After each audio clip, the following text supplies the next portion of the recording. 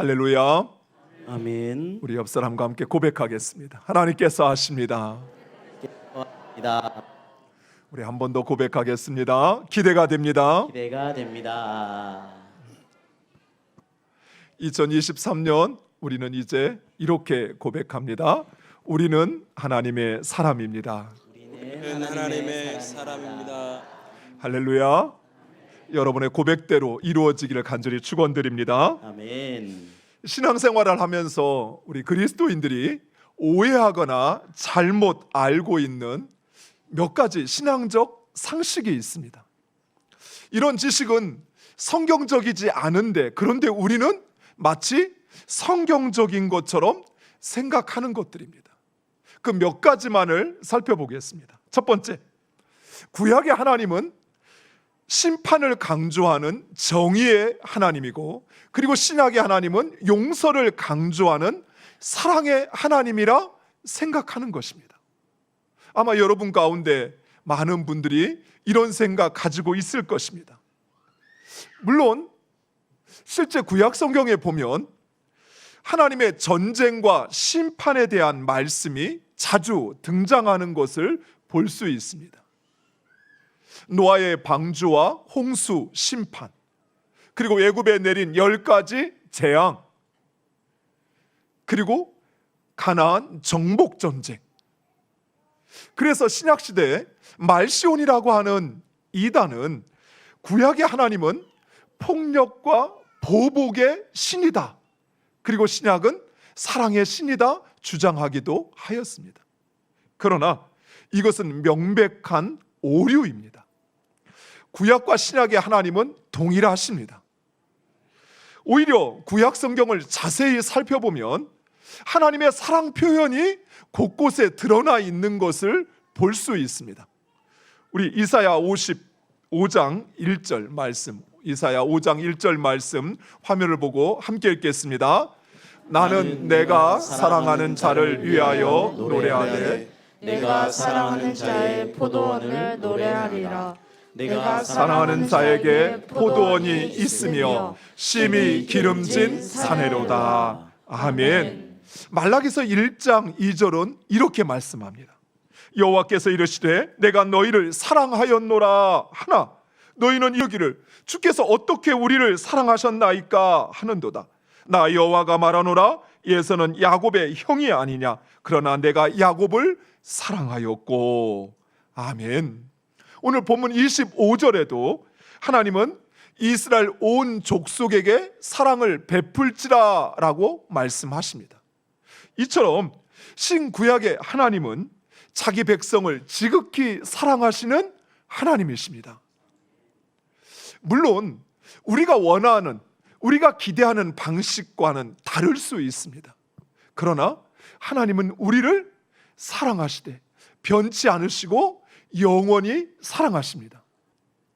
사랑하는 성도 여러분, 하나님은 우리를 사랑하십니다. 어떤 상황 속에서도 어느 때도 결코 우리를 포기하거나 버리지 않으시고 사랑하시는 하나님이심을 믿으시기 바랍니다. 두 번째, 우리는 우리의 인생이 하나님의 뜻과 계획 가운데 이미 결정되었다라는 생각을 하곤 합니다. 운명론자들은 인간의 운명이 미리 정해져 있어서 그 운명을 거부할 수 없다라고 생각을 합니다. 그런데 그리스도인들 가운데도 이처럼 하나님께서 우리의 인생을 미리 정해 놓으셔서 그래서 우리의 인생이 바꿀 수 없다라고 생각하는 것입니다. 물론 우리 하나님은 이 세상의 그 모든 일을 하나님의 뜻과 계획 가운데 이루시고 성취하십니다.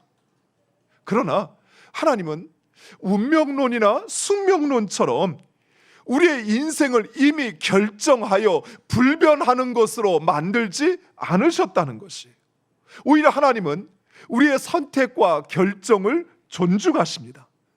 그래서 우리 인간에게 자유의지를 주어서 내가 선을 선택할 수도 있고 악을 선택할 수도 있는 것입니다. 좀 더 구체적으로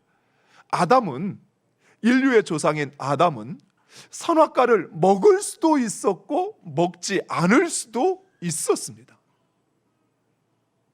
그러나 아담은 스스로 먹는 것을 선택하여 결국 하나님의 저주 가운데 에덴 동산에서 쫓겨나고 말았던 것이에요. 또한 우리가 믿음의 조상이라 일컫는 아브람 역시 마찬가지입니다. 아브람은 갈대아 우르를 떠날 수도 있었고 떠나지 않을 수도 있었습니다. 오히려 고대 시대를 생각한다면 고대 시대는 부족 중심의 사회입니다. 그래서 부족을 떠나서는 자신의 생명과 안전을 보장할 수 없습니다. 이것을 감안한다면 오히려 아브라함은 갈대아 우르를 떠나지 않는 것이 자신에게는 더 안전하고 좋은 일일 수 있습니다. 하지만 아브라함은 떠나기로 결정을 하고 그리고 하나님 인도하시는 가나안 땅에 정착하게 됩니다. 그리고 하나님은 하나님의 말씀에 순종한 아브라함을 복주시고 그리고 그를 믿음의 조상으로 삼으셨던 것입니다. 이처럼 우리 하나님은 우리들을 로봇이나 기계처럼 다루시는 것이 아니라 인간의 선택과 결정을 존중하시고 그리고 순종하는 자들을 통하여 하나님의 뜻과 계획을 이루어 가시는 것입니다. 사랑하는 성도 여러분, 여러분의 삶 가운데 여러분이 바라고 원하는 것이 있다고 한다면 그것을 여러분의 힘과 능력으로 행하려고 하기보다는 하나님께 맡기시기 바랍니다. 그리고 여러분은 그 하나님의 뜻에 순종하시기 바랍니다. 그리하면 하나님은 그 하나님의 뜻, 여러분이 원하고 바라는 여러분의 계획을 이루시고 성취하시는 것입니다. 세 번째, 이것은 너무나도 중요합니다. 바로 우리는 죄로 말미암아 심판받는다 생각하는 것입니다. 물론 하나님은 죄를 미워하십니다. 그래서 하나님은 결코 죄를 용납하지 않으십니다. 그러나 우리는 죄로 인하여 심판받는 것이 아니라 회개하지 않아 심판받는다는 사실입니다. 만약 하나님께서 우리의 죄를 물어 심판하신다면 아마 이 세상의 모든 사람들은 이미 심판받아 세상은 종말을 맞이했을 것입니다. 여러분 그렇지 않습니까? 오늘 장로님도 기도하시면서 말씀했지만 지난 1주간을 돌아보면 내가 하나님의 말씀과 상관없이 살았던 그 삶의 순간들, 하나님께서 성령으로 나에게 말씀하셨지만 그 성령의 음성에 민감하게 순종하지 못하고 내 뜻대로, 내 생각대로, 내 감정대로 말하고 행하였던 그 순간들이 얼마나 많습니까? 만약 하나님께서 그 죄를 물어서 그래서 하나님이 심판하신다면 우리 가운데 지금 살아남아 이 자리에 앉아 있을 수 있는 사람이 과연 얼마나 될까요? 그러나 하나님은 우리의 인간의 연약함과 그 한계를 알고 계십니다.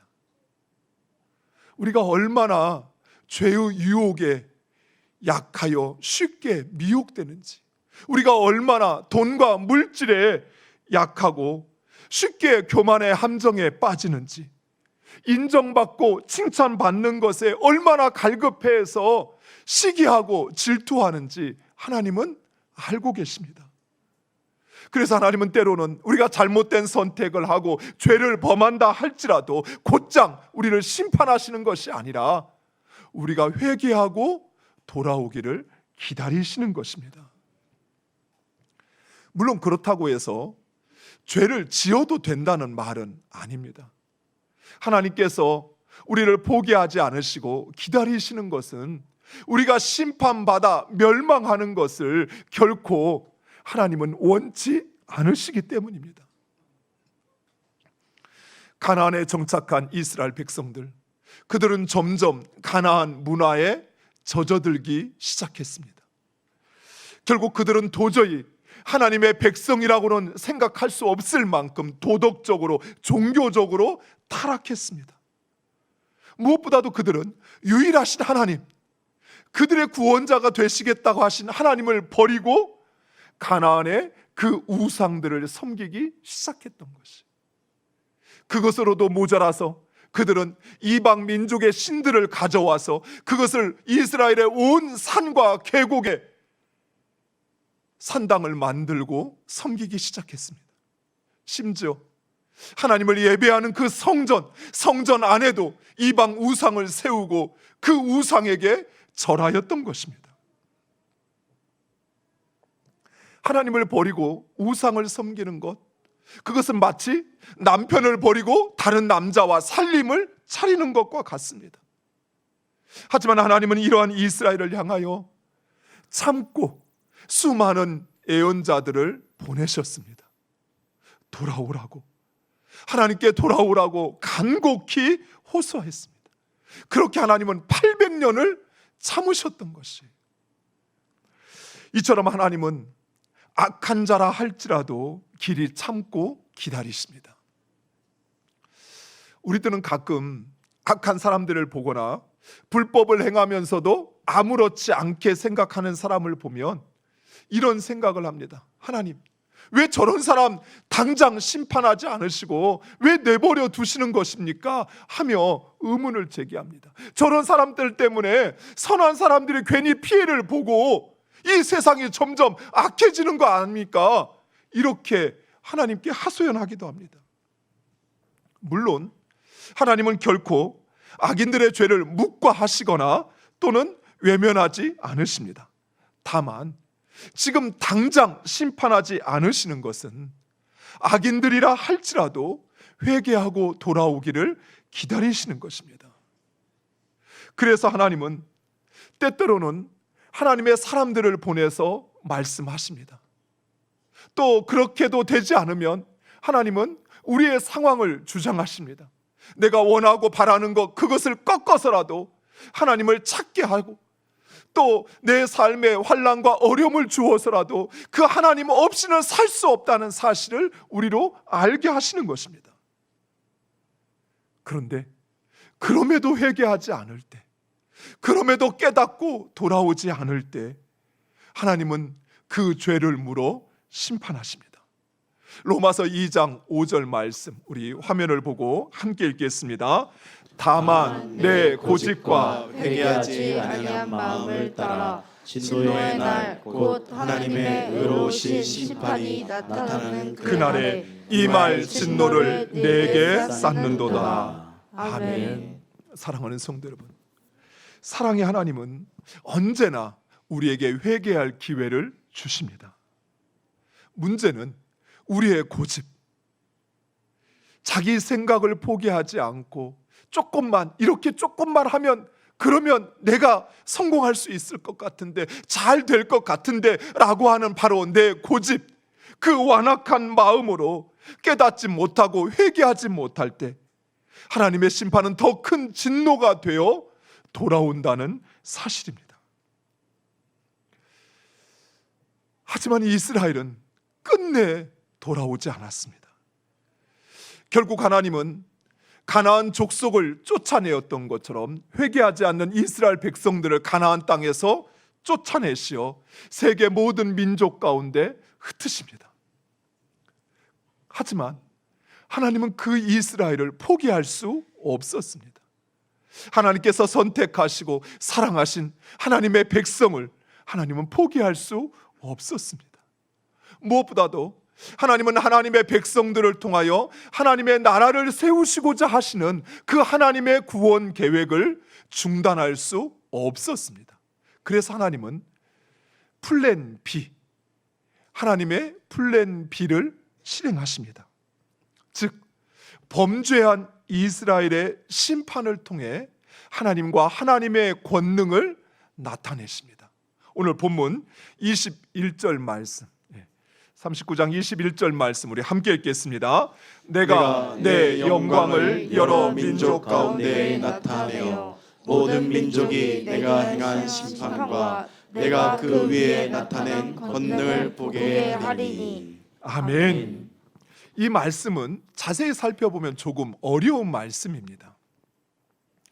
고대 사회는 민족과 그리고 그 민족이 섬기는 신을 운명 공동체로 생각을 했습니다. 그래서 민족이 멸망하면 그 민족이 섬기는 신이 패배했다라고 생각을 했습니다. 실제로 이스라엘이 멸망했을 때 모든 사람들은 바로 그 이스라엘이 섬기는 하나님, 그 하나님이 패배했다라고 생각을 했습니다.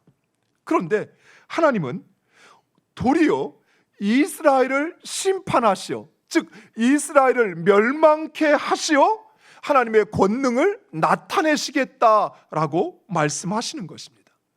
즉 이 말은 이스라엘의 멸망은 하나님의 패배가 아니라는 것이에요. 왜냐하면 그 일을 행하시는 분이 바로 하나님이시기 때문입니다. 이스라엘이 멸망했을 때 살아남은 몇몇 사람들은 바벨론의 포로로 끌려가게 됩니다. 그런데 이 포로로 끌려갔던 사람들 중에는 다니엘과 세 친구 모르드게와 같이 이스라엘이 멸망하였지만 그러나 하나님에 대한 그 믿음과 신앙을 포기하지 않은 사람들이 있었습니다.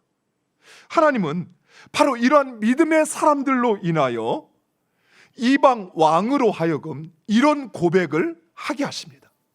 다니엘서 6장 26절 말씀, 우리 화면을 보고 같이 함께 읽겠습니다.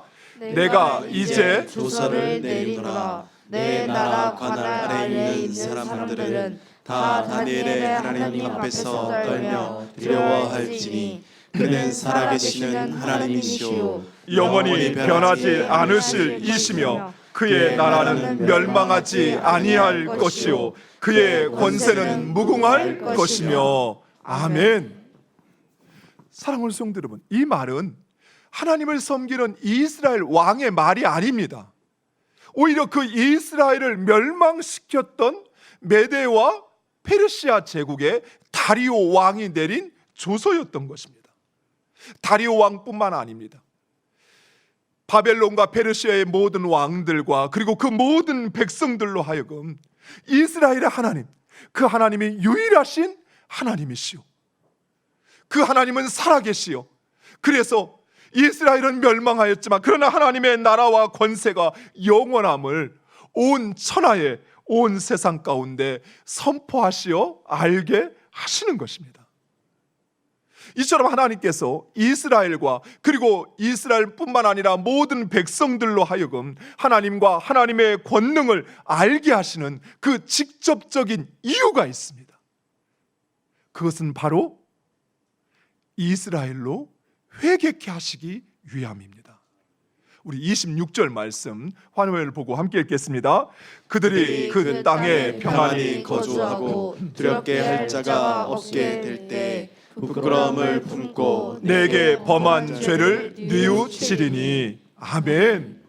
하나님께서, 이스라엘을 섬기는 하나님께서 살아계시어서 그래서 지금도 그 권세로 다스리신다는 것을 이방 백성들로, 이방 왕으로 알게 하시어서 그래서 이스라엘 백성들이 그 땅에 평안히 거주할 때 그때 그들이 왜 나라가 멸망하여 포로가 되어 이곳에 끌려왔는지를 알게 하시겠다라는 것이, 즉 이스라엘이 멸망한 것은 바벨론이 강해서도 아니었고 이스라엘이 약해서도 아니었습니다.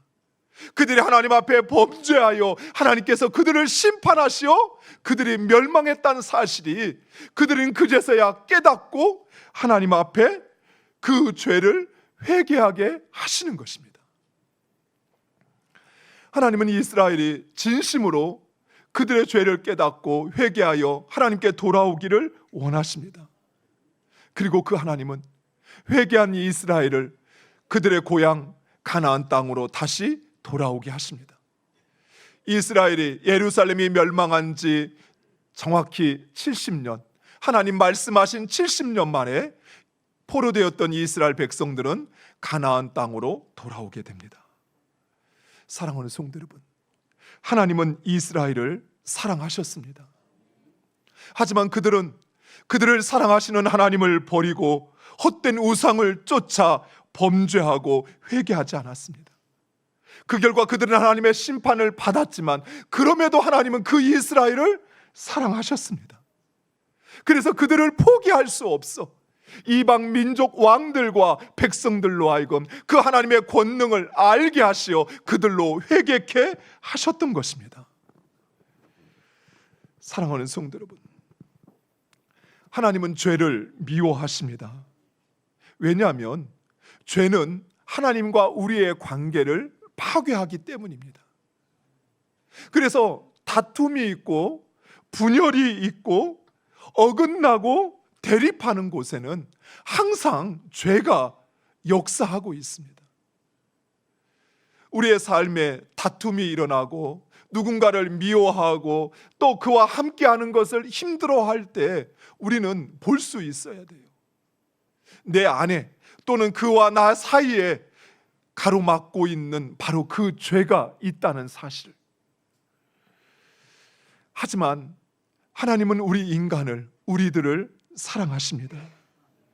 하나님은 인간이 죄로 말미암아 절망과 죽음 가운데 사는 것을 결코 원치 않으십니다. 그래서 하나님은 그 열심으로 자신의 독생자를 십자가에 내어주면서까지 우리의 죄의 문제를 해결하신 것입니다. 25절 이렇게 말씀합니다. 우리 25절 말씀 화면을 보고 함께 읽겠습니다. 그러므로 주 여호와께서 이같이 말씀하셨느니라. 내가 이제 내 거룩한 이름을 위하여 열심을 내어 야곱의 사로잡힌 자를 돌아오게 하며 이스라엘 온 족속에게 사랑을 베풀지라. 아멘. 사랑하는 성도 여러분, 하나님은 여러분을 사랑하십니다.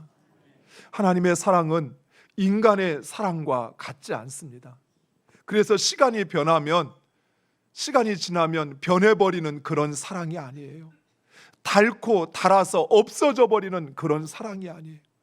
하나님의 사랑은 변하지 않고 영원하신 절대적인 사랑입니다. 그 하나님의 사랑이 어제나 오늘이나 내일이나 함께 하심을 믿으시기 바랍니다. 그리고 그 하나님의 사랑을 여러분 확신한다면 죄의 자리에서 떠나시기 바랍니다. 하나님이 원치 않으시는 그 자리에서 떠나 그 하나님의 사랑의 자리로 나아가는 여러분 되시기를 간절히 축원드립니다. 기도하겠습니다. 아버지 하나님 감사합니다.